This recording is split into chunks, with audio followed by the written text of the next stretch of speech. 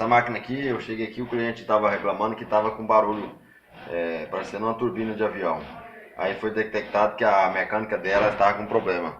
Essa máquina tem já uns 10 anos de uso, mas está semi-nova. Então troquei a mecânica e agora a máquina está parecendo aquele motor de Mercedes zerado. O cliente está muito satisfeito.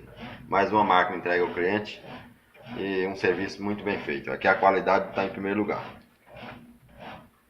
Gostou do vídeo? Dá um like Se aí. gostou do vídeo, dá um like aí que vai ajudar nós aqui no YouTube.